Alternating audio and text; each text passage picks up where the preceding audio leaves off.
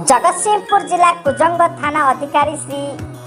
पाराओ टुडू को मानव अधिकार परिषद तरफ कुजंग थाना स्थित विदायकालीन संबर्धना ज्ञापन कर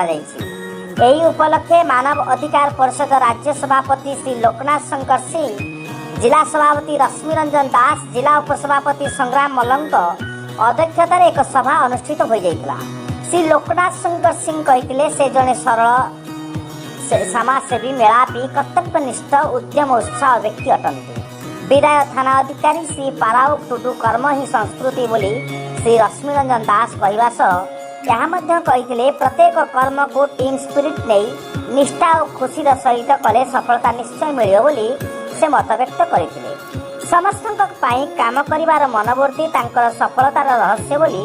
श्री संग्राम मल्ल प्रकाश करते एवं थाना अधिकारी अमायिक व्यवहार,